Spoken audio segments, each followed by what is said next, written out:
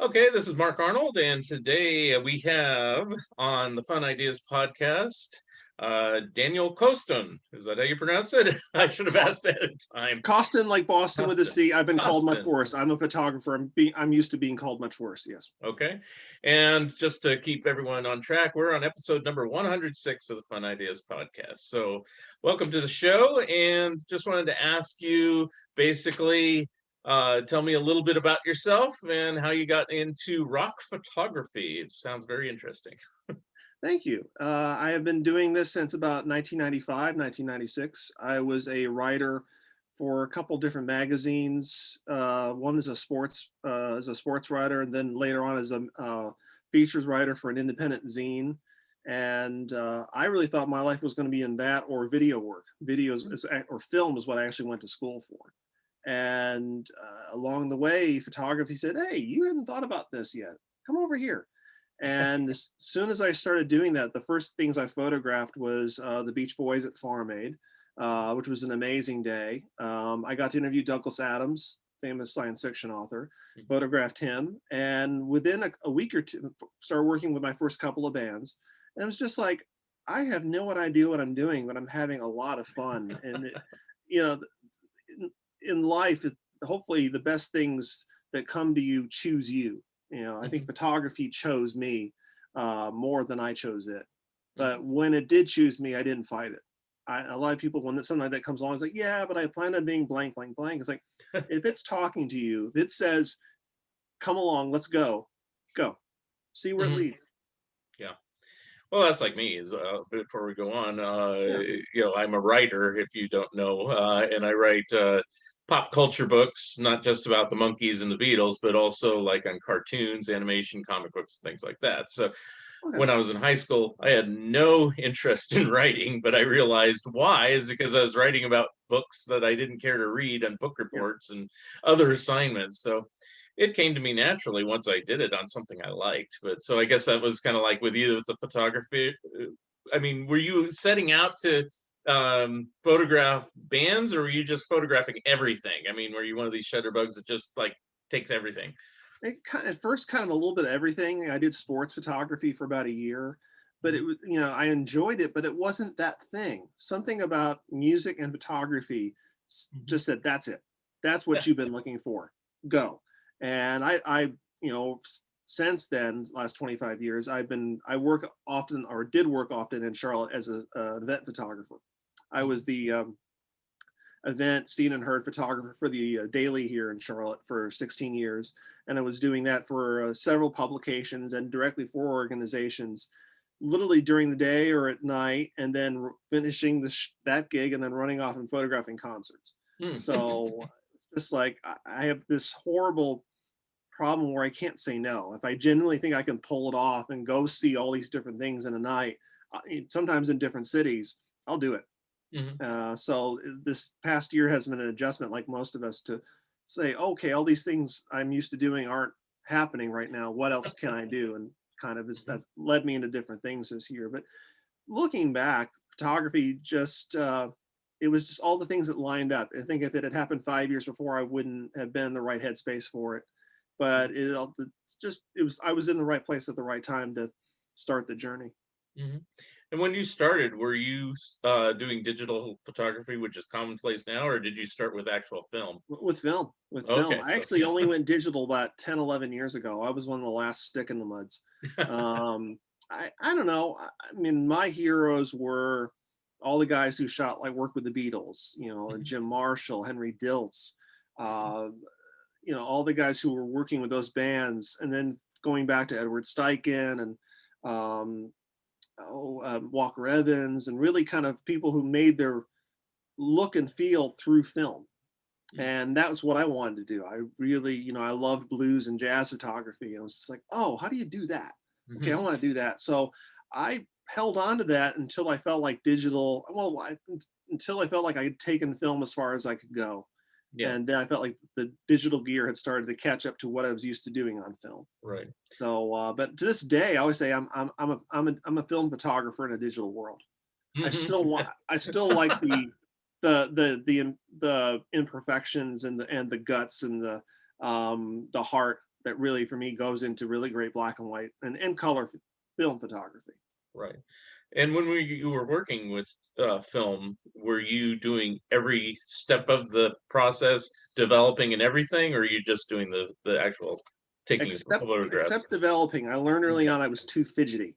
Oh, And you have with processing, it's a process. You've got to, and I was just like, no, I just want to get this done. And I want to, right. because especially when you're working, you just don't have time to, sit in your bathroom and process film and then print it. I got good at printing, Yeah. but I learned early on, I was like, no, let somebody else process this. You're going to be happier in the long run, especially with color. Yeah. I mean, I wouldn't necessarily call myself a photographer, but I do have a broadcasting degree. But I did take a photography class back in the days when it was all film. Oh wow. And yeah, we learned how to do everything with the stop and the fixer and the, Yeah. all that smelly chemical stuff. But, I never continued past the class other than learning how to do it. And it was Mhm. very interesting, I'll say that. So that's why I was curious if you had gone the full gamut or just the photograph side, or you said you do the print side. Yeah. Yeah, it was more the printing side. I learned early on. I actually got to do a little bit of before I really got into photography. I did a little bit of that in college, and again, I wasn't really into it yet. I was shooting more for the teacher than I was for myself. Hmm. But at the same time, I did learn about process and okay, this is what happens if you do this, and it those were kind of little ideas that took a few years to flower Hmm. for me. So you said when we were on the show together with Plastic EP the other day and Yeah. today, your first real rock photography was at Farm Aid. Was that planned? Did you say I'm going to take photos, or do you just happen to have your camera? How did it all begin for you? The magazine I was with at the time it got a writer pass and a photography pass to Farm Aid. It was in Columbia that year. Hootie and the Blowfish was like the it band, especially from South Carolina. So, okay, well, and the photography we had at the time wasn't interested in covering it. I was like, well, I've done everything else and I know these bands. I want to see these bands, so I'll take the pictures. So that day alone was like Sunvolt, who I ended up working with on a few albums. I met Doug Somm. I met, and saw Neil Young for the first time.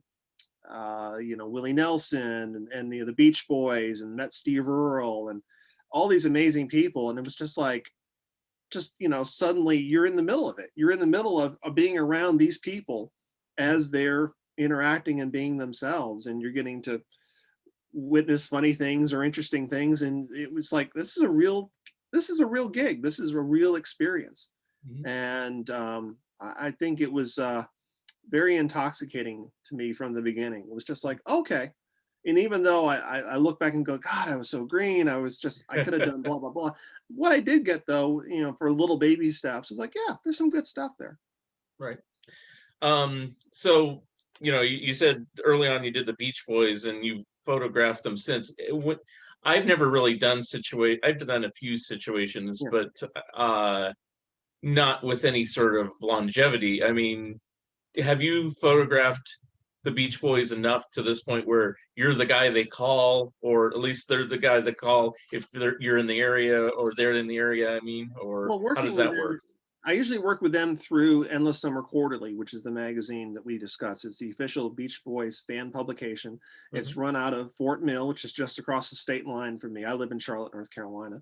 Hmm. And it's run by David Beard, who I've known from, I think he was at Farm Aid in '96. And Yeah. a few years after that, I started taking pictures for him for Endless Summer Quarterly. So it's usually under his guise where he calls and says, I'm going to be at, this place in South Carolina or Knoxville or Georgia. Like, can you come with me? And usually it's, oh, by the way, can you drive me too? Um, Being a photographer, I'm used to doing long haul driving. So, Hmm. picking up in the car and going is not an issue for me. Hmm. So when I'm photographing him or the Brian Wilson show, it's through David, and that's Hmm. fine because it allows me just to focus on photography. Hmm. But it is. I always have a lot of respect for David. It's his gig, and it's been his gig for a very long time, and he's worked hard to make the magazine what it is now. So it's kind of like I'm there as photographer and a occasional driver. So Hmm. it's and that's good too. I if I was to work directly with the camps, you, as some people would know, you either kind of work with one or the other. But working through the magazine allows me to photograph and interact with both, which I Mhm. enjoy. I mean, they're not as dissimilar as some people would think them to be. They're really good musicians who, up until March, were just playing day to day, gig to gig, and trying to do the best show they can. Mhm. So yeah. Okay. I guess what I kind of mean also is, do you follow a tour as it goes around the country, or you just kind of stick on the East Coast where you're at? So far East Coast. I'd like to Okay. do more Midwest, but the thing I got into, and I did that for a while, but the problem Mhm. is, when the further and further afield you go, you Mhm. kind of have to say no to like X amount of work here in town. And as many people know, rock photography does not pay what some of us would think. Right. A lot of times, even the biggest gigs I've ever done in my life, I did out of my own pocket, Mhm. just thinking, okay, I want to do this. I'll figure the rest out later. I've Right. been really good. I dare say it's one of the reasons I've continued this is I've always been, oh, I want to do that. I'll figure out the rest later. If somebody was sensible in my position, they go, well, that's a 6 hour drive. I don't know if there's any return in these photos. Like, no, I want to do it. Let's go. Mhm. Mhm. And Well, yeah. you've done it long enough. I mean, are you, besides, the Beach Boys, you've done photography for the Monkees quite a bit. I mean, are you on call? Are you like the guy to get for a lot of these events now? I don't think I'm the guy for both either band. I really Okay. enjoy working with both. Mhm. With the Monkees, I photographed them first in 2012 on Mm. that first tour they did with Nesmith, and then discovered that night that Andrew Sandoval, who's been their manager and archivist, who's a Yeah. good friend of mine, was now their manager, and he was like, "Well, anytime you want to come back and shoot us, let me know." Well, So I started shooting, at that's an least endorsement. I'll take that. I'll take Yeah. that. And so it's not so much the Monkees call me, but I usually will call Andrew and say, "Hey, by the way, I can make Georgia." Um, the couple times he said you should be here for this one. One was the LA show in 2016 at the Pantages. Oh, okay. Uh, he and I were talking at a show in Georgia, and he just looked at me and said, "You're coming, right?" And Okay. I was just like, "I have to. This is a journey," because I'd figured early on that Nesmith was going to be at least one show on that tour, Okay. and it all just kind of made absolute sense. And that one actually, people were like, "Oh, you're going out and you're hanging out with the band, you get to spend all this time in LA." Well, the issue was I had 3 gigs in Charlotte as an event photographer, 3 gigs in Concord and Charlotte the night before. Did Mhm. all those. I had that day free.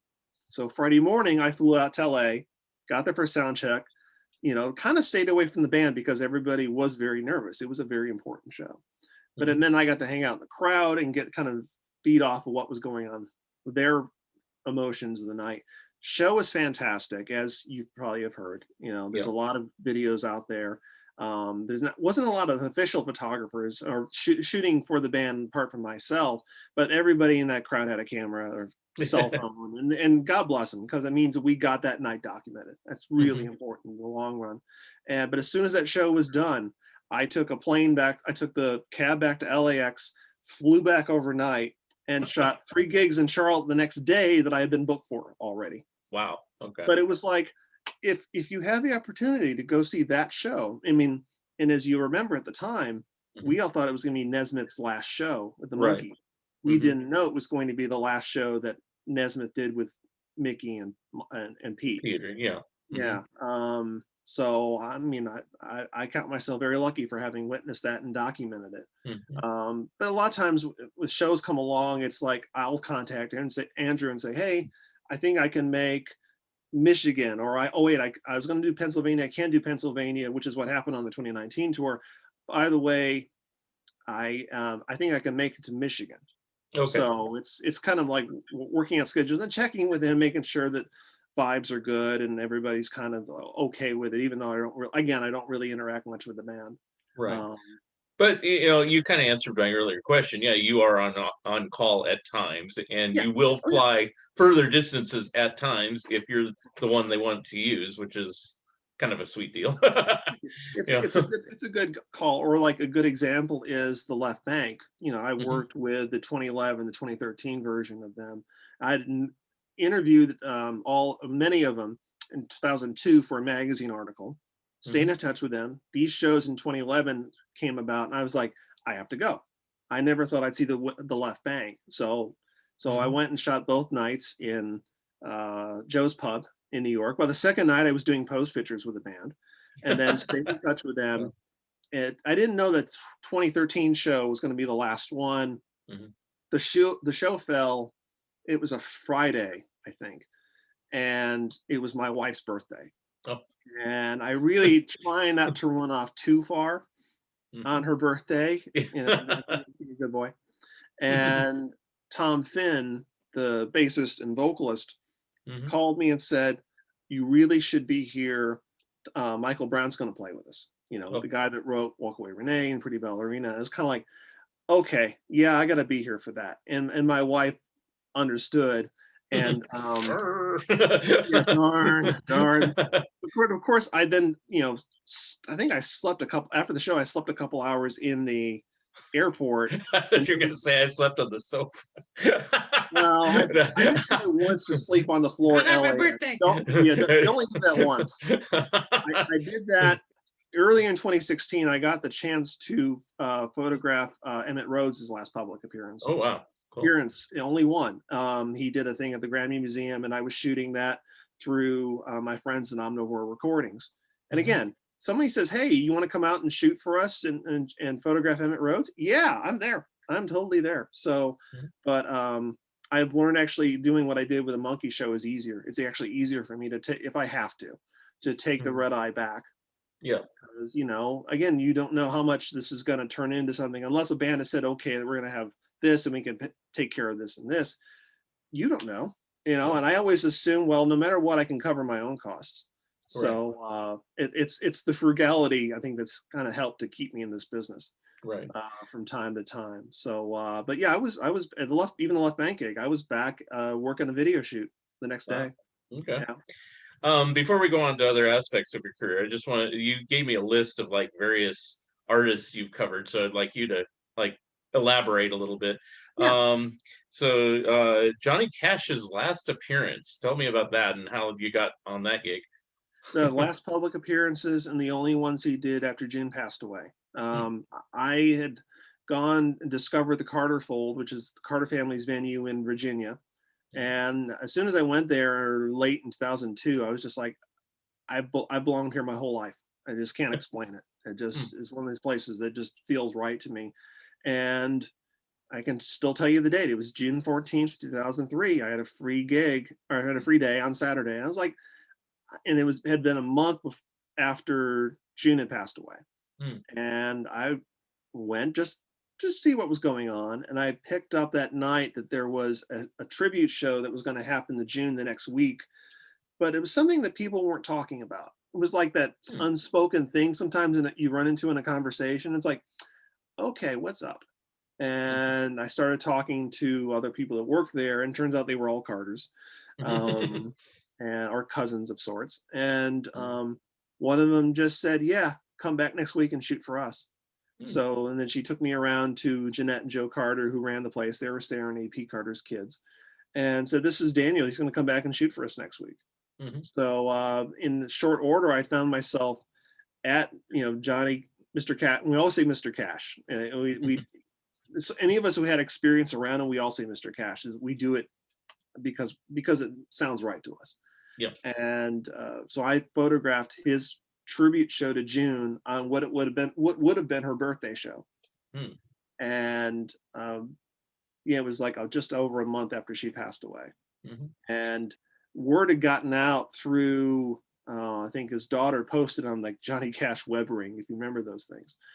So suddenly this venue that holds 500-600 people, 1,600 people show up. So they Wow. opened up the sides and the back walls of the fold, so people just sat up the mountainside. If you were on the floor, which was where I was, it was endless. It was just Wow. amazing. And then he wasn't well enough to come back for the next week's show.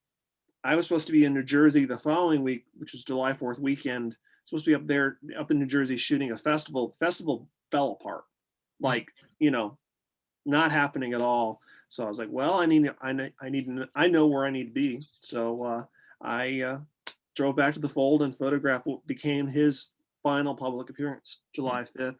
He'd planned to come back to the fold in September, Mhm. and his health got in the way. Yeah. So it was a really amazing emotional experience, as you can imagine. Um, I first read about Mr. Cash in a comic book when I was 9 years old. This, and I know I've stayed in touch with John Carter Cash, Yeah. just because he's used my pictures for a number of things. Pictures have been used a number of places, and it's always weird to look at him and say, I first read about you in a comic book when I was 8. But we have this shared love and experience of Mr. Cash, and Mhm. those pictures mean the world to me. Mhm. I treat them and the family members as my own family, Mhm. because to a degree they are. Did any of your photos end up in the Ken Burns country music documentary? Because I know Roseanne had a big portion in there, and there's a lot of footage and a lot of photos used and things like that. I have photos in the book. In the Um, book, okay. I have the book too, so I'll stick with that. yes, found out about me a little too late. Okay, They kind of and they were like, "Oh, if we'd known about you sooner, we would have called you." But they got me into the book, so I have at very least good. one. Okay. Yeah. I'll have to take a Like look. that. Okay, so You know, okay.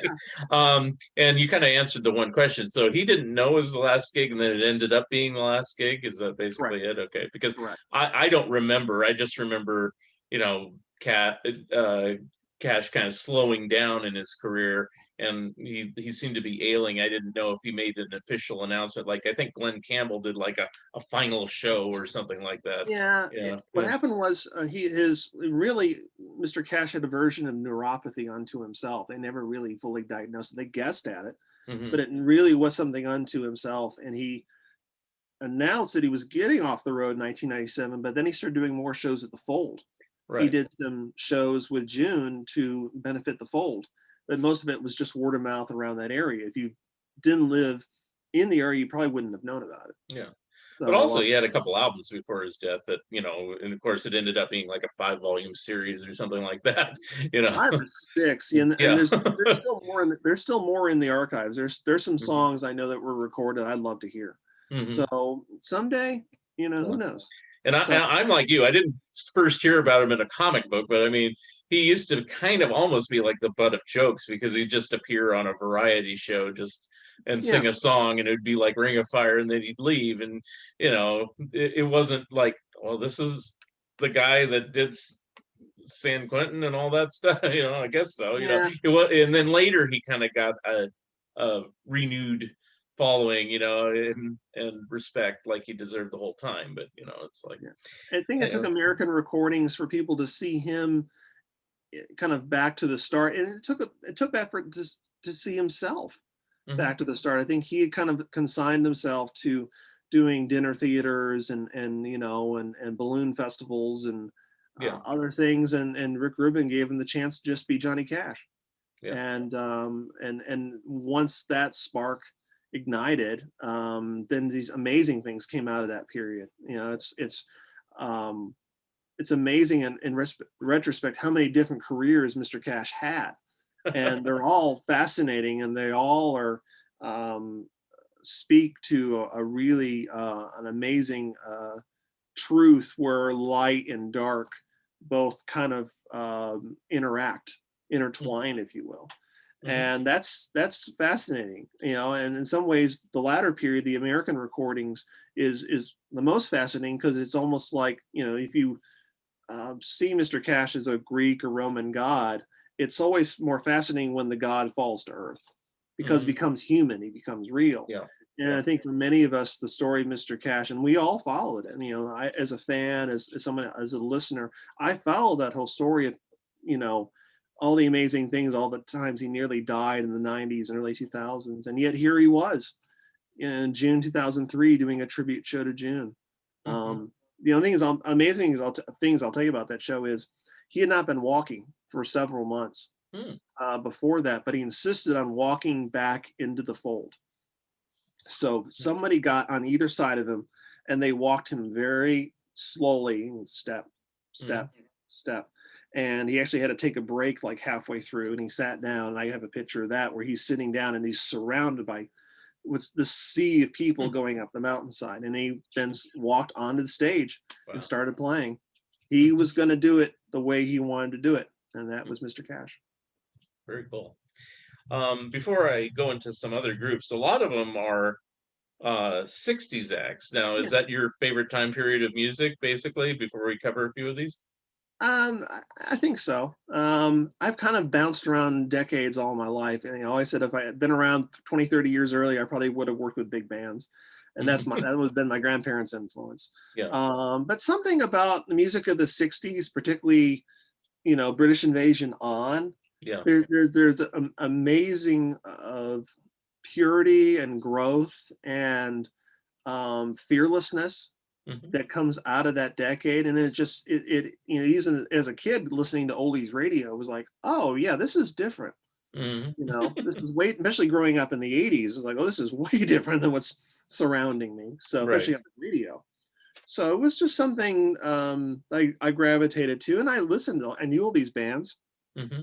and so, and when you get the chance to see them or work with them, it's like you're going to say no to working with the Remains or Big Star, or Right. it's like, even though it's 30, 40 years after the fact, or 50, Yeah. um but the music and the people just say, yeah, go, you Yeah. gotta go do that. So I worked with a lot of current bands. I mentioned the Avett Brothers, and I worked Yeah. on And their early albums. Wilco and things like that. Yeah, Yeah. Wilco. I'm one of the few people that can say I've worked with both Wilco and Sunvolt. So I guess that's like the old country version of the Beach Boys. You're supposed to stay on one camp or the other, and I was just kind of like, I like Right. both. You know, so Right. Well, I and mean, it gets you to more gigs. I don't, yeah, I don't play favorites. If it's well, live music, it's like I'll go see anybody. So it's like, so anyway, let's go over a couple of these. You mentioned yeah, Left Bank. Some of these, it's like I didn't even know they're still around. So you mentioned the Remains. Let's talk about them a little bit. I mean, their biggest notoriety is probably being on the Beatles' last tour in yeah. '66. With So the Circle, who I later ended up working with. yeah, and that So too. It's like, I was how did born. these come about, and I, how I, did you I was know born. about them? I was born in 1972, but I worked with two bands on the Beatles '66 tour. So I Right. think it tells you something about me. Um, the Remains, again, it was good circumstances. I had been listening to their record and really enjoyed it, and the album that Epic released in '66 after they had broken up, after they'd done the Beatles tour. Mhm. And I got in touch with Barry Tashian. I did an email interview for a paper in New York called The Big Takeover, who I've written for many years. And I said, hey, if you ever get the chance to be anywhere in this region, I figure Nashville, Georgia, Virginia, I will go and shoot and photograph you. And he's like, oh, actually, I'm going to be in Chapel Hill next month. We got booked to play a wedding. You want to do our pictures? Wow. Yeah. Okay. And again, Wow. it's like, who am I to say no? Hmm. So I went and met up with him. We did promo pictures. One of them said something that in the long run was a good lesson. They said, man, we haven't done a photo shoot since the Beatles tour. And that totally intimidated me. Because, Wow. that's rattling around your head like a tin can, like since the Beatles tour. Yeah. And I learned after that not to be intimidated. Yeah. Just no matter what happens, do the best job you can, and leave the stuff that, Hmm. plays in your head just off to the side. So we still got some good pictures out of that. Hmm. And then I drove back to Chapel Hill 2 days later, and they were playing a wedding reception, and they played a show on first practice in a year, borrowed gear from the groom, and Hmm. they absolutely smoked. And it Wow. was one of the first times, I'd seen the Beach Boys a couple times at this point. I'd seen 60s bands. I'd never seen a 60s band that played like they did in 1966.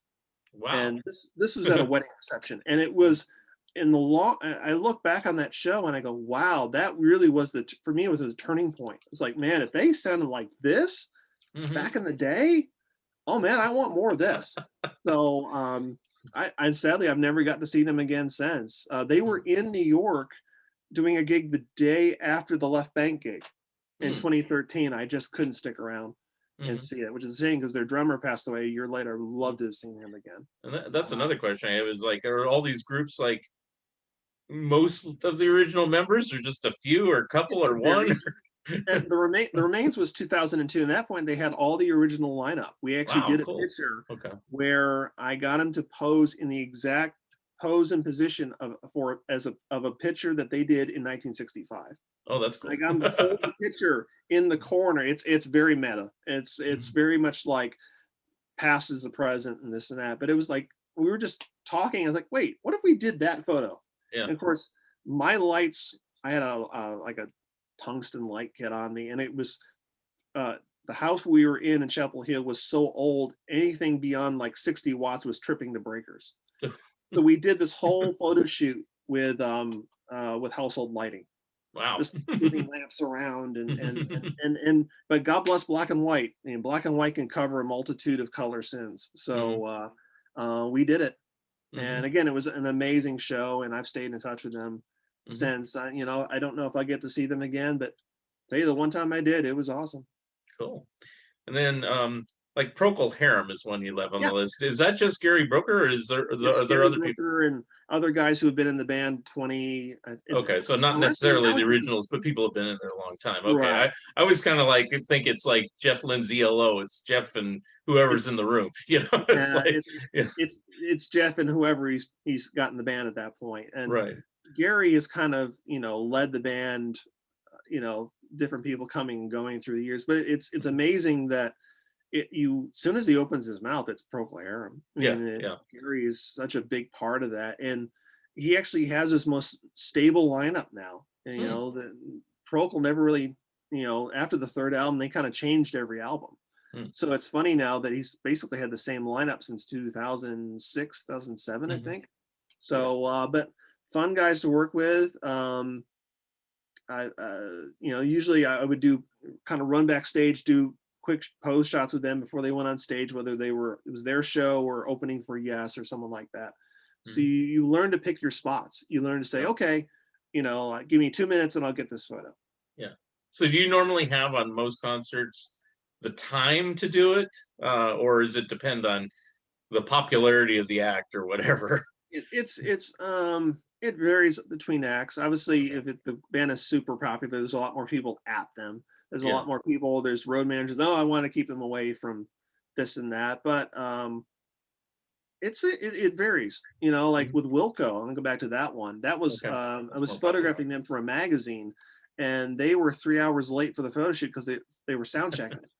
So they Hmm. finally showed up, and of course I had driven all night long from Philadelphia Yeah. to from Charlotte to Philadelphia, waited for this shoot, completely crashed emotionally because I was just running on adrenaline. Picked myself back up.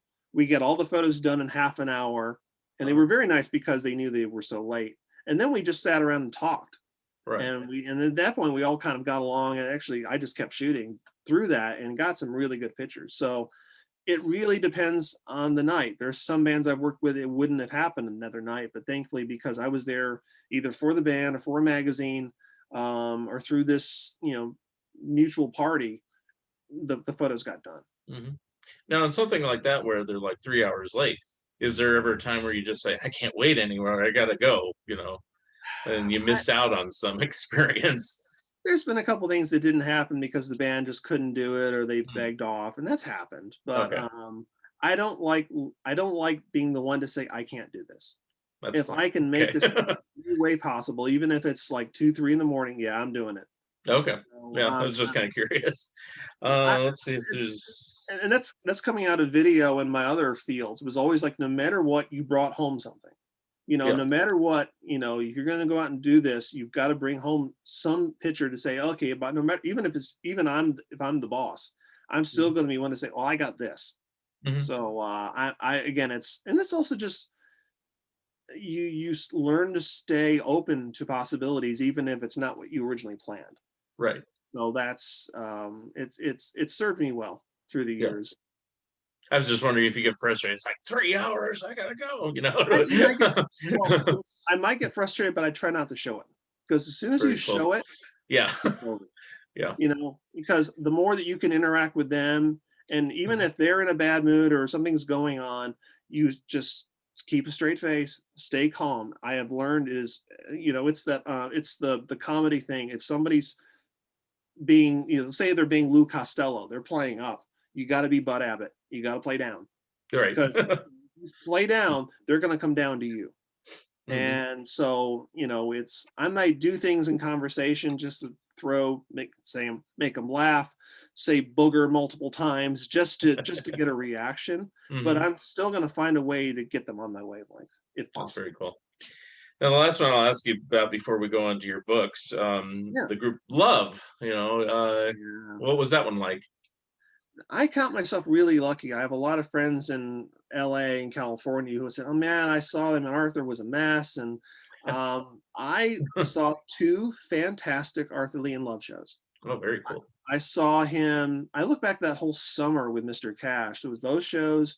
I did 2 days with Les Paul, like two weeks later, Oh, wow. and then at the end of the summer, Arthur Lee and Love plays the Birchmere on the Forever Changes tour, Mhm. and I really like that record. But then to Mhm. see that record live with strings and horns, it was a revelation. Mm. It's still one of my all-time favorite albums, Yeah. and since then, I actually have interviews with I did later with Johnny and Michael that are in the Forever Changes box set, Mhm. which was and I didn't know that was going to happen until it was actually in print. A friend of That's very mine cool. used those. He's like, "I hope that's okay." I'm like, "Yeah, it's Oh, only you didn't ask your permission only one ahead of my of top five time. albums." Yeah, why not? Sure. That's cool. Twist my arm, but that show was fantastic. And then a year later, they did a tour with the Zombies, Mhm. and Arthur worked really hard to let you know that while he was on stage, it was a love show. You Mhm. know, even it may have been Zombies on top of the bill. It was a love show when he was on stage, and unbeknownst to even his own band, at the beginning of that tour, he showed up on the bus with Johnny Eccles Mm. and said, "Johnny's rejoining us." So I'm watching this show, looking at this guy over here in the corner, going, "It can't be." It's like it looks like him, but it can't be. And then he says, "Ladies and gentlemen, my original guitar player, Johnny Eccles." It's just like, Wow. wow, like. And That's then cool. great show. 5 minutes before the Zombies go on stage, Arthur and Johnny show up in the merch tent at the front of the venue. So of course, massive rush. So people, Zombies are starting, and half the audience is in the lobby because they're wanting to get with Arthur. And some lady she worked her way up to the front and got a picture with Arthur and Johnny. She walked off, and as soon as she walked off, said, "Hey guys," and they looked my way, and I got pictures of Arthur and Johnny arm in arm. That's cool. And then I sent those to Mojo magazine, and they wrote me back and said, "Yeah, we're going to run this. This is the first published picture of them together in 36 years." Oh, cool. Yeah, and that was nice. So Mhm. Arthur's widow Diane has used some of my pictures for other things since, and it was a great experience. Mm. Just to think that all these years later, and all the things that Arthur had been through, that I got to see him Mhm. essentially being at the top of the game. He's still one of the best frontmen I've ever seen. That's really So cool. I've played tambourine with a few different bands, and I'll do a couple moves, and they're like, "Where'd you get that from?" I was like, "Arthur." You know, learn from the best. That's what you got to Cool. do. Now, you mentioned the Zombies. Was it, the full quartet then, or was it just 2 of them? Then I got the chance to photograph the first ever complete performance of Odyssey and Oracle in London, Cool. and my wife and I kind of worked our honeymoon trip around that. So we were going to go the first night, and then Sunday rolled around, and we're like, "Let's do that again." So we bought tickets again. I snuck a camera in, took pictures the second night too. Very cool. And then later on, those shows with Chris and Hugh Mhm. came back to America, and I shot that in Denver, where I finally got pose shots of all the original guys. Got a signed album. So like all the things that didn't happen on the London trip happened on the Denver trip 7 years later, which was amazing. Mhm. And then I shot them on that last. They did another show a tour in 2017. I shot that. I Mhm. missed the tour they did with Brian Wilson. I Okay. really wanted to see that. My schedule just didn't Yeah. allow. But I have to say, and I actually had a conversation with somebody recently that he's a well-known producer, and he had said on a podcast, "It's like, well, I really I want to work with the Zombies. I didn't know who to contact." And then I don't like being the guy saying, "Hey, you should do this," but I wrote the guy and said, "Hey, you should do this." And if you work with him, this is what you should know, and this is who you should contact. I don't know if he was like, yeah, I should do that at some point. I'm like, dude, if they're going to take your call, go do it. You Mhm. know, you don't know who I am. I may just be a Burke from Charlotte, North Carolina, but trust me, you should do this. So I think that kind of some would say bullheadedness, some would say just, you know, a blind belief in myself. That's how I've gotten most of the gigs in my life. I Mhm. thought, well, it'd be nice to do blank, and then I figured out a way to do it. Mhm. So going back to your earlier conversation, I've never tried to draw lines on Mhm. myself. It's like, hey, if I think I can pull that off, let's go do it. That's cool. Yeah, be fearless. Why not? Yeah, Um, life's too short, you know. And again, I somehow keep pulling this off. So why doubt myself now? right. Now, I guess we said because of the pandemic, you're kind of off tour, probably not taking as many photographs. Yeah, And you mentioned you had 6 books published and 2 more on the way. So I yeah. kind of got the titles looking at Amazon, stuff like that. So I'll just kind of read them off. They might not be in order, but I mean, just kind of tell me a little bit about it. So North Carolina Musicians is the first one I Yeah, saw. that was a So book I did for McFarland mhm, in North Carolina in 2013. mhm. It was supposed to be a photo book, but McFarland bought it as a textbook. Oh, So I quickly became the writer as well as the photographer. And that was a mhm, good, I'm glad, you know, it's sort of like, I'm not sure I would write it that way now, but I'm glad I did it at the time. It's a good, and also documented a lot of musicians in North Carolina before they passed away. I'm mhm. glad that we were able to talk about as many people as we could at that point in the present tense, because inevitably it changes after they pass away. So I'm glad I did that book when I did. Is there anybody particularly famous that came out of that territory? I'm not necessarily familiar with North Carolina musicians, so or I might be, but Um, not know James it. Taylor's probably the most famous. Okay. Everybody from Earl Scruggs, Doc Watson. Okay. You know, of course, the Avett Brothers are pretty big Hmm. from this region now. Carolina Chocolate Drops, I work with them.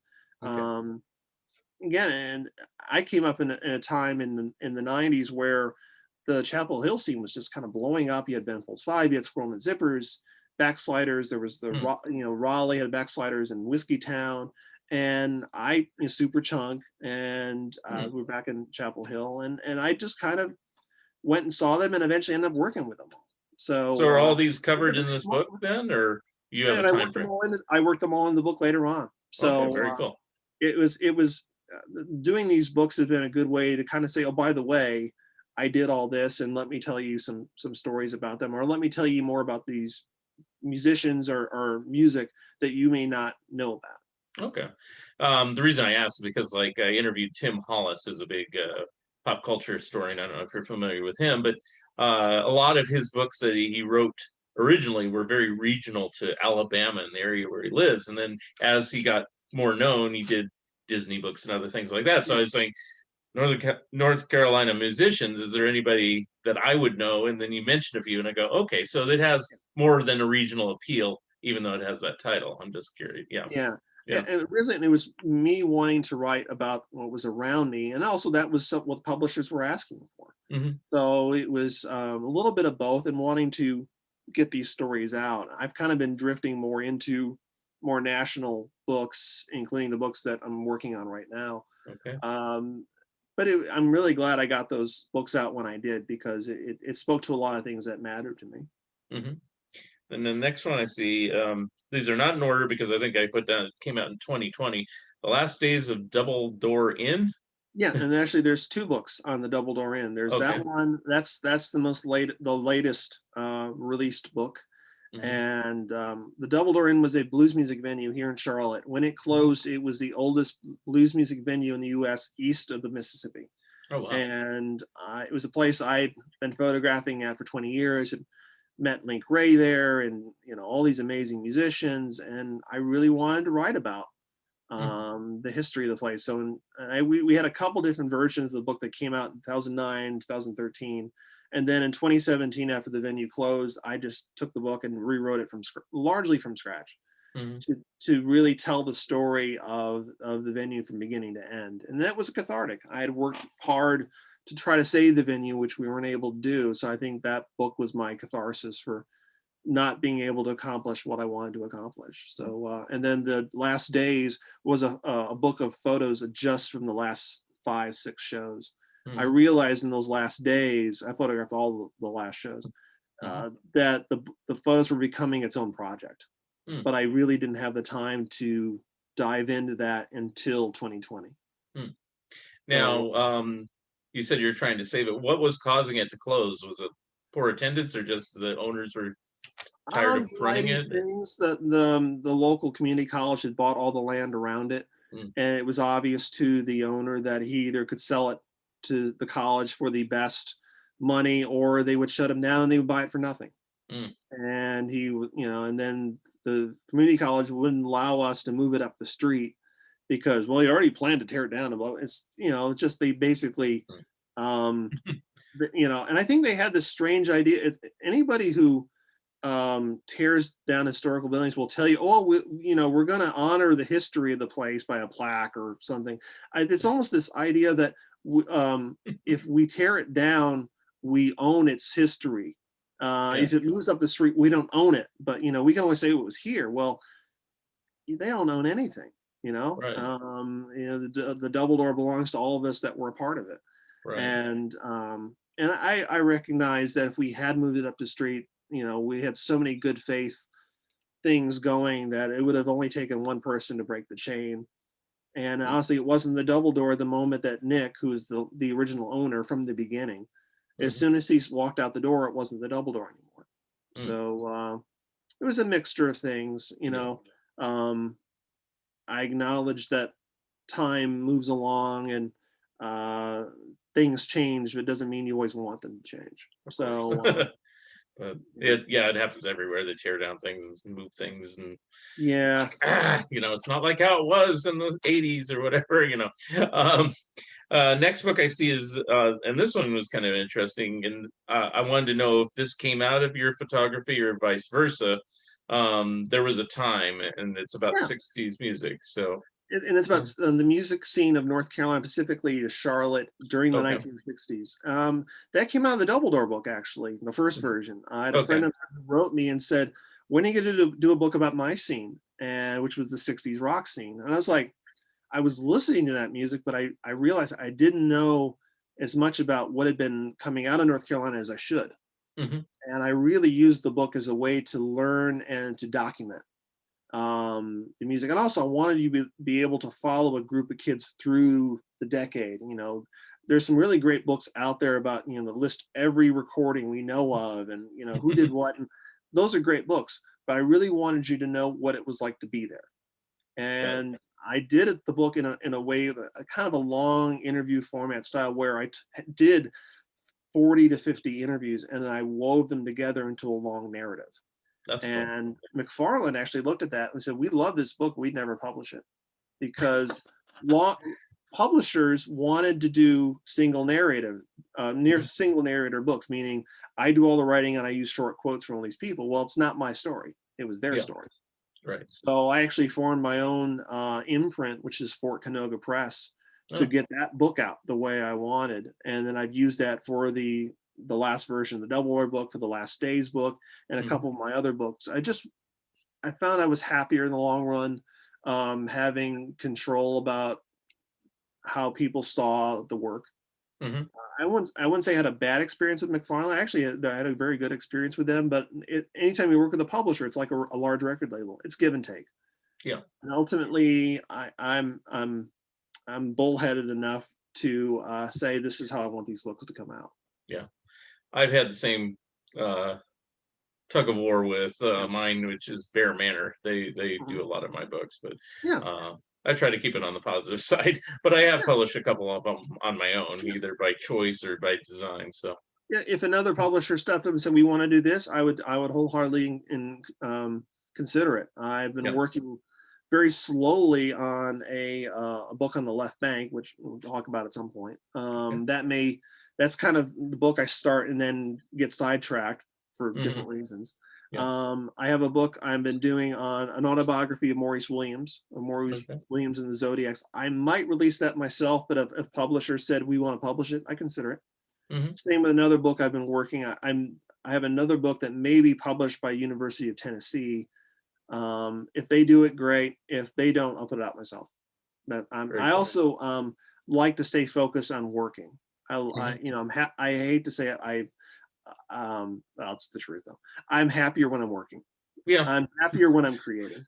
Yeah. Yeah. I'm the same way. So, I mean, it's like, Yeah. even I do these podcasts, I'm working on a mad book. I'm working on another book that I can't really discuss right at the moment. And there's a couple others that are with Bear Manor that are in the process of coming Yeah. out. So, yeah, I get it totally. And I like being creative. Yeah. A couple other ones. This one sounds like, since you were saying the Double Door Inn, was the original version this other one, the Charlotte's Home of the Blues?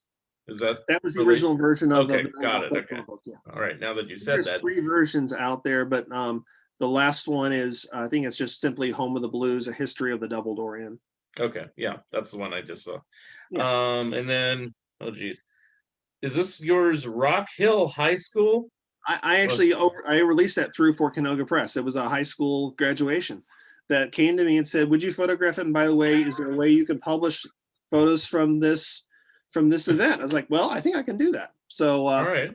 there's that, and there's this book on the Briar Hoppers. The Briar Mhm. Hoppers were a very Yeah, popular band that's the in other one. Charlotte in the 30s to 50s, and Okay. I started that book many years later with one of their latter members, and I finished my part of the book. And just as he was starting to work on his part, he contracted double pneumonia coming back from a tour of Europe, and was really never the same. And I actually finished that book just to kind of honor the book that he wanted, that my friend wanted to make.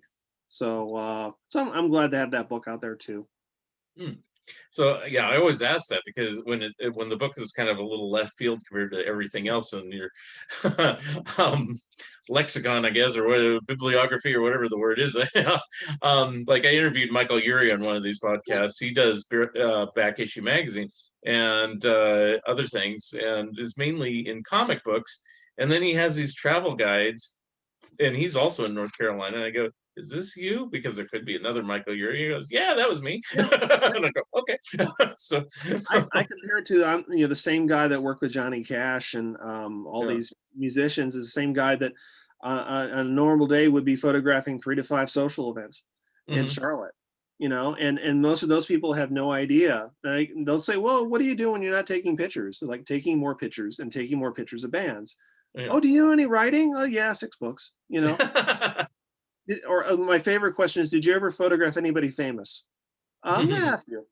You know, but Couple. again, it's all, we're all different people at different times, and I've Right. really enjoyed having the social media or social event life, because you're photographing things that are fun, you're photographing good people, and they pay well. Mhm. And in many ways that work has been more lucrative than anything I ever did in music, but Mhm. ultimately, ask me on any given night, I'd rather be somewhere else working with a band. Mhm. So you learn to kind of let the one kind of help support or provide guidance to the other. Mhm.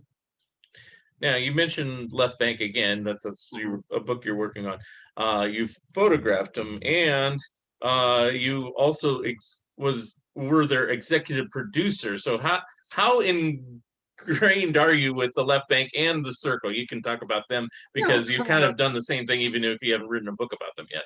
Well, So, a couple of years ago, I executive produced a record for the daughter of a good friend of mine here in Charlotte, mhm. and meaning that her family had raised some money.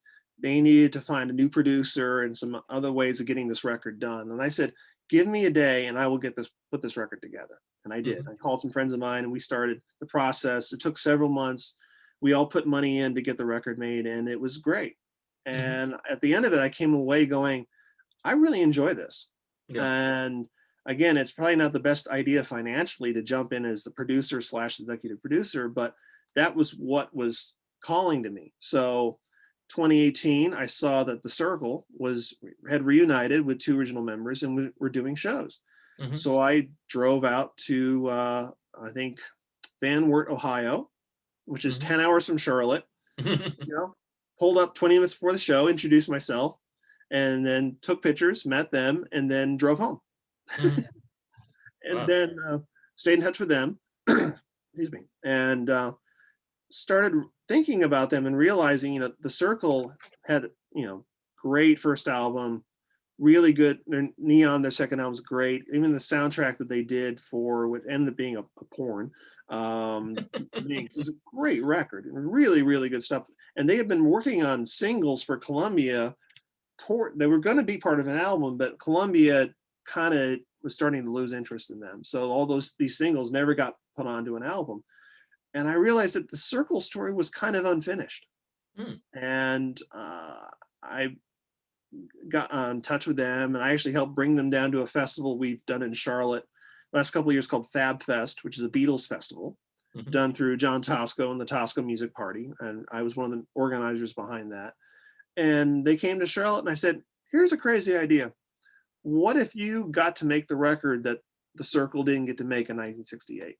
Cool. And I kind of used what the Monkees did with Good Times as a template and said, you know what, you can create songs that feel like a worthy, like an extension of the conversation from what Mhm. you were discussing playing in the 60s. Mhm. And they kind of said, well, you're crazy for suggesting it, but yeah, that's a great idea. So we had started talking about working on a new record, and then Universal got in touch and said, "Would you guys be interested in re-recording your hits, and sell for licensing?" And I thought, yeah. Well, my intent at the time, thinking was, let's go ahead and do this because you all have not been in a studio before. Don Daneman has not been in a recording, had not been in a recording studio as the Circle since 1967. Mm. Mike Loskamp, their keyboardist, had not been in a studio since 1973. Wow. And so let's record these songs, let's record some other new songs, and let's use this as a way to kind of get you comfortable as we start working towards recording more new songs. Well, we recorded 6 songs the first weekend in March of 2020. And as you know, the world blew up Yeah. 4 days later. So it's Wow. really amazing we got those songs done. And then we spent several months mixing, adding parts. It was a good amount of work, but Those were 6 new songs or re-recordings? well, Okay. 3 re-recordings. Okay. Um, Red Rubber Ball, Turn Down Day, Mhm. The Visit, which was actually their most requested song for licensing. Hmm. It's a great Interesting. song off of Neon. Mike Mhm. Loskamp sings that. In '66, they actually had turned down Feeling Groovy, 59th Hmm. Street Bridge song. And I actually, they weren't going to record it, and we got in the studio, and I said, here's an idea. Just record 59th Street Bridge. I suggested use it as their warm up recording. Yeah. If it works, great. If it doesn't, we won't use it. But Yeah. I didn't want them to jump straight into Red Rubber Ball. Right. And they did it. And we spent a lot of time afterwards working on the mixing and adding new parts and vocals, but it's out there. It's then, now their first official new single since 1968. That's cool. And the thing I love that people have said about the new recordings is, wow, that's way better than I expected it to be. Yeah. Because we and us, and I really want to cite Don Daneman for his production expertise and knowing this is what it's supposed to sound like. If it's going to sound like the Circle, it's going to sound like this.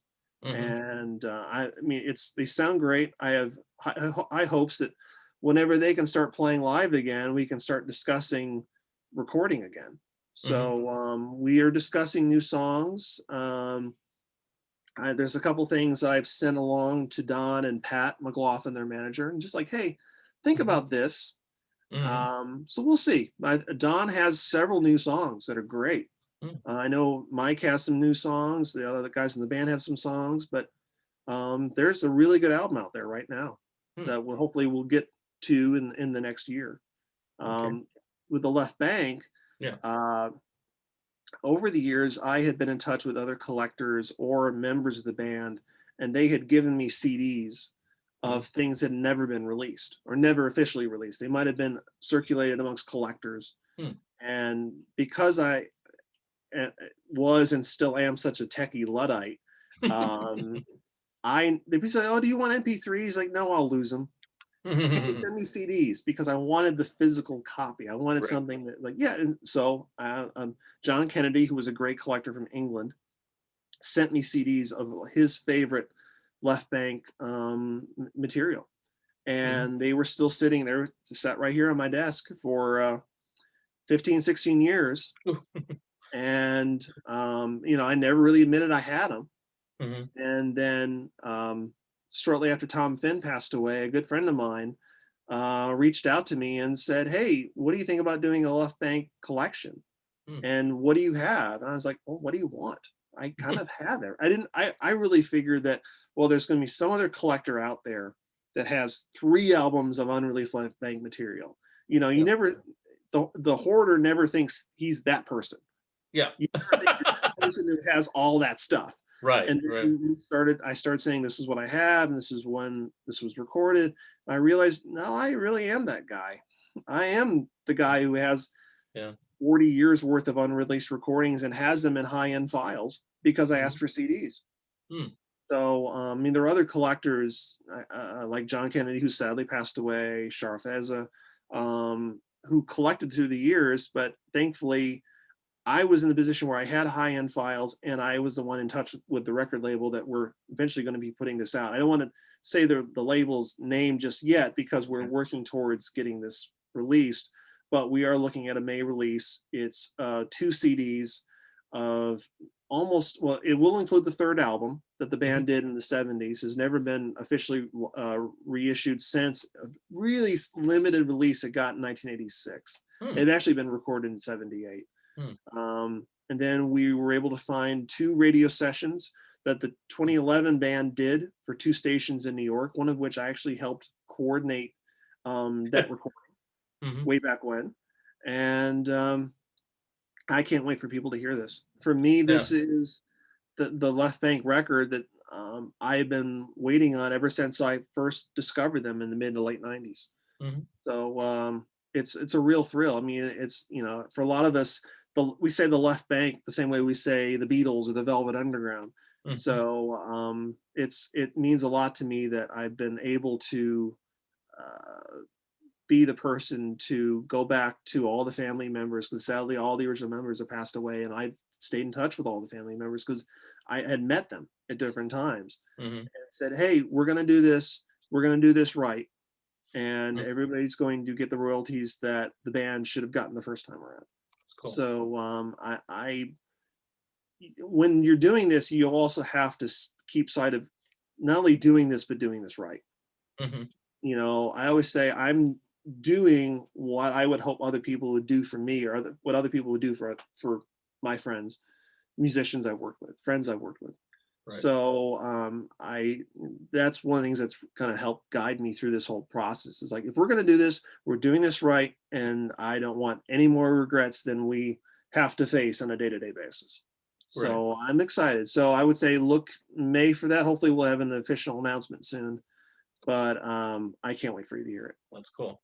Do you ever listen to Andrew Sandoval's "Come to the Sunshine" podcast? Okay, because Yeah. I wasn't necessarily a Left Bank fan. I mean, I knew about them and knew a few songs, but he goes really deep with a lot of these groups, plays B-sides and rarities and BBC recordings and things like that. And so now I can say I'm a fan, at least that I'm aware of a lot of their stuff more than before. Like Circle, we mentioned just now. I think Red Rubber Ball was probably the only thing I knew before I listened to his show, and now I go, Yeah. "Oh, yeah, they did a quite a bit of stuff," I and mean, it's all their pretty albums are great, and I can tell you, and good. I would tell people that all the new version of Red River Ball, Turn Down Day, the bridge, the 59th Street Bridge song, hopefully the Visit soon, is all available on YouTube. You can purchase it all through your various, your Amazons, your iTunes, and such. Mhm. Listen to them. For me, it's music is a joy. Music is something to say, "Hey, I'm glad this exists. I'm really proud the circle exists. I'm really proud that in a few months this left bank collection will exist." Mhm. And that's really an extension of me as a photographer and a writer saying, "Man, I hope somebody does a release like this someday." Well, that person ended up being me. Now, are you trying to tie in your Left Bank book with the CD release, or it's not No, gonna no, jive that that closely? what did help in that certain there was a lot of history of that band that had not been documented. Mm, And if it had been in pieces, because I've been working on this book off and on for several years, I had, unpublished memoirs. I had interviews I'd done with the band through the years. I was able to say, okay, here's this recording of you say, it wasn't done in 78, it was done in 72. Here's who was playing, Michael Kamen's playing keyboards. It was done for a label deal that fell through. Because I had all this book info, I was able to put that towards the recordings for this collection and say, okay, I know where this came from. I know who might claim ownership. So actually, having been working on this book in fits and starts, it was a really good thing when we jumped into this, when we dove into this collection. As you know, books can be a mercurial thing. yes. They sometimes tell you Yeah. when they arrive, and I'm sort of a binge writer. I Mhm. either don't write a lot and then I write way too much. Uh, like most of my books were written kind of in 2-3 month um, bursts. Yeah. Um, the the first draft of the Maurice Williams book, I kind of went to probably my longest writing binge my life this past May. I spent 2 days putting together the Maurice Williams book, and then went, okay, what else? And then spent 2 days putting the Double Door book out, and then spent 4 days working on a book of essays for a publisher that hopefully will be out later this year. And Mhm. I just wrote nonstop. It was just Wow. like that those days I wasn't working. I was like, okay, this is all coming out of my head now. Yeah. So yeah, it's I've learned to accept that I can't control it sometimes, but as long as it's arriving when it tells me it's arriving and I get Yeah. it all down, it's good. Right. Do you find this pandemic helpful or hurtful for that? Or Somewhat no helpful. effect? Okay. I'm easily distracted because I'm still a working photographer. Right. Like right before I went on with you, I had a magazine write me about a feature that I did that's coming out next month. And oh, by the way, this another series of photos you thought was due next week. Well, it's due this week. Mhm. So I'm getting that together. I'll work on that tomorrow. Cool. Um, I think though sometimes when I'm writing, the less distractions um, are the better.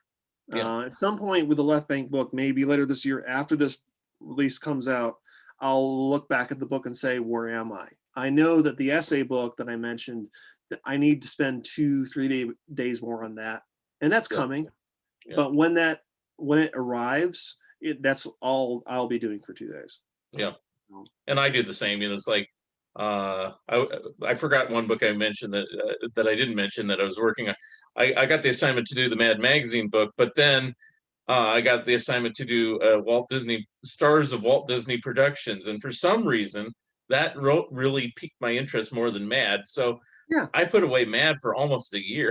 I didn't tell my Oh publisher. I wow. mean, I'm revealing it now, but now I'm working on Mad pretty full steam ahead. But it's like I just my heart wasn't into it. I don't know if you've Yeah. had that with the book. It's like I go Mad Magazine. It's like I've done a cracked magazine book, and I Yeah. love Mad Magazine, but I Hmm. always thought Mad's already been done. And then now that I'm working on it again, Mad hasn't been done from the standpoint is most people cover Mad in its heyday. They don't cover, Yeah. the latter part. So I have renewed interest and now I'm working on it. So Yeah. anyway, but that's my story. But a year ago, that wasn't talking to you. And if you'd fought it, it would have fought you back even further. Yeah, Books will fight you. If it's not ready, it'll yeah, tell you. It'll keep telling you. yeah. So now I'm enjoying writing it. I didn't then. I was like, I don't want this. In fact, I was almost considering calling Bear Manor and said, take me off of this. I don't want to. I don't want to do it. Yeah. There's no. It's already been done. Because I don't like to tend.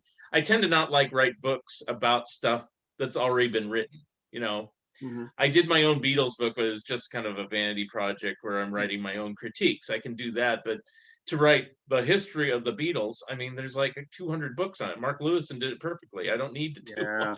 Yeah. I, It's like, yeah, and you're trying to find a way that you can talk to this in a way that hasn't been done before. right. And yeah, it can be daunting. It can.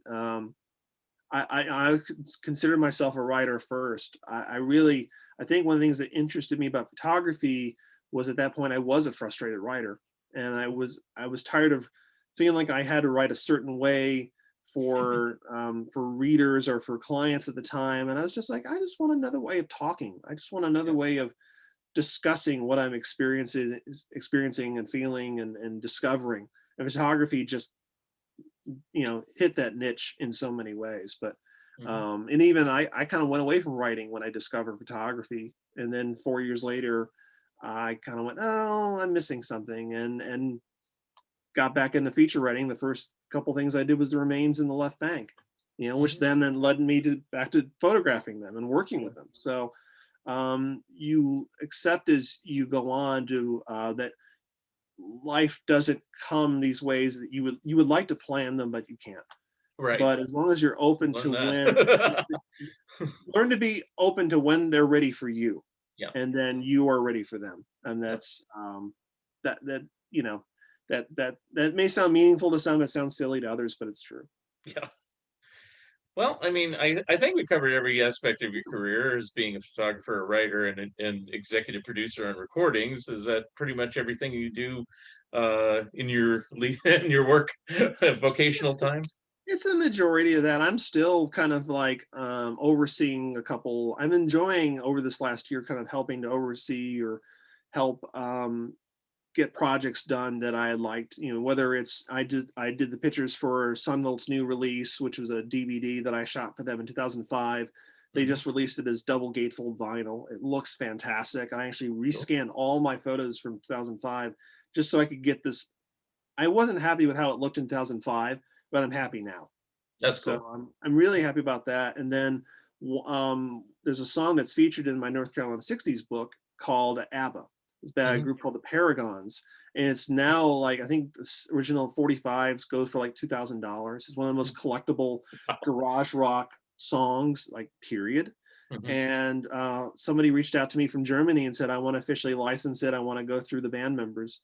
And, I helped him with all the information. I had all the pictures that were known to exist of the Paragons on my computer, and I helped guide. There was also little things like, well, the person who actually originally wrote that song or brought the song to the band was not credited on the original 45, Hmm. and I spent a good amount of time um, with the guy who put the late release out and one of the original co-writers, like, you know that just because it happened this way in 67 doesn't mean it's right. By the way, his name is on the BMI register. Yeah. And once I actually showed that to them, and eventually, I mean, they weren't being malicious about it. They were just, this is the way they were used. They'd seen, the label owner had seen it this way, always in a label. The co-writer had always seen it this way. And his name belongs on there too, because the guy left the band or was kicked out of the band, Mhm. and the rest of the band kind of rearranged it, added, subtracted verses, put their spin on it. So, and again, this all happened before I was born. So, I'm not going to change that.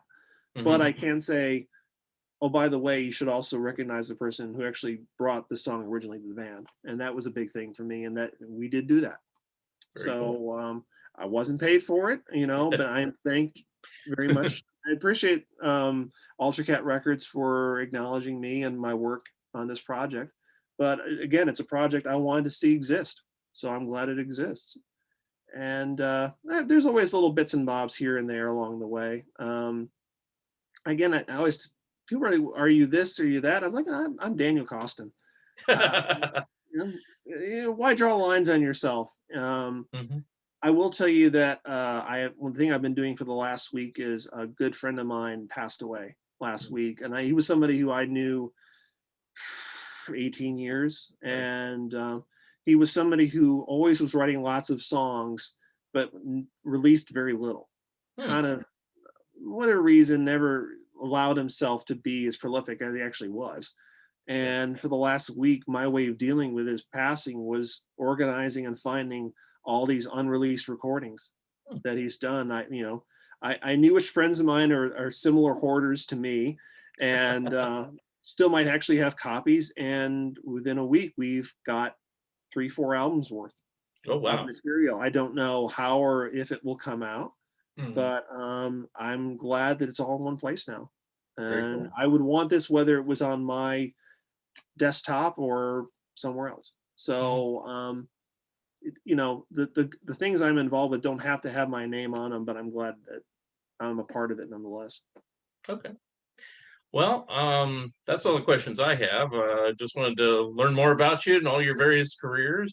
How can people get in contact with you? And uh, you mentioned projects that are coming up, so I mean, go ahead and plug them where Yeah, people can buy your books or buy your CDs or wherever, or yeah. photographs.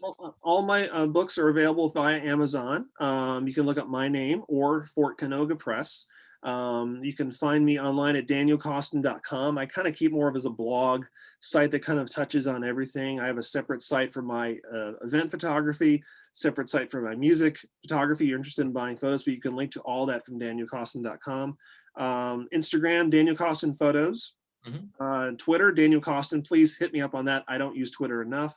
Um, Facebook is always Daniel Coston. Picture is Mhm. always my late cat because he's just to this day he's way cuter than I am. So and I also there's part of me that people say you got to have your picture out there, and it's like no, I'd rather have my cat out there.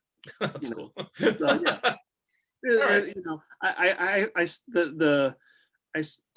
I retain some of my youthful truculence, but but at least I'm nice about it. So there you go. Mhm. But yeah, really find me or just danielcost.com or danielcostin at aol.com, and please reach out to me and say hello. And really, if you're looking for pictures of any artists or bands, send them my way. I probably worked with them at one point or another.